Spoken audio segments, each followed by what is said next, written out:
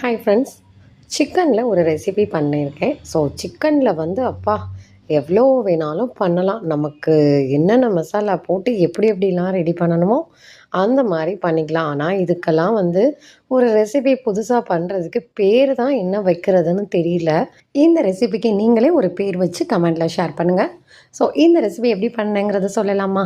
First சிக்கனை நல்லா wash பண்ணிக்கிட்டு கேஜி அளவுக்கு தான் சிக்கனை, அதில் வந்து மிளகாய் தூள் 2 ஸ்பூனு, 1 ஸ்பூன் வந்து மஞ்சத்தூள், உப்பு, இஞ்சி பூண்டு போட்டு மசாலா போட்டு பெரட்டி வச்சுட்டேன் ஒரு 1/2 மணி நேரத்துக்கு. அதுக்கப்புறம் கடாயில் எண்ணெய் ஊற்றி அதில் ஒரு 2 பெரிய வெங்காயம், பச்சை மிளகாய், கருவேப்பிலை போட்டுட்டு அந்த பெரட்டி வச்சிருந்த சிக்கனை எடுத்து அப்படியே போட்டுட்டேன். பிளேட்டில் இருந்து போட்ட மசாலா என்னன்னு பார்த்தீங்கன்னா, ஒரு 4 ஸ்பூன் முழு மல்லி, 2 ஸ்பூன் ஜீரகம், 2 ஸ்பூன் மிளகு, பட்டை, கிராம்பு இதெல்லாம் வந்து ஒரு 2 பீஸ் போட்டுக்கோங்க. மிளகாய் வந்து அதில் வந்து காஷ்மீரி மிளகாய் ஒரு 15, நல்ல காரமாக உள்ள மிளகாய் வரமிளகாயில் ஒரு 20 போட்டு நல்லா மிக்ஸி ஜாரில் அரைச்சிட்டு அதை அப்படியே மேலே வந்து போடுறது தான். போட்டுட்டு அதுக்கப்புறம் வந்து அடுப்பை ஸ்லிம்மில் வச்சுட்டு அதிலே வந்து தண்ணி பிரிஞ்சு வந்துடும். நம்ம தண்ணிலாம் ஊற்ற வேண்டியதில்லை. நல்லா நம்ம மூடி வச்சுட்டு அடுப்பை ஸ்லிம்மில் போட்டுறது தான்.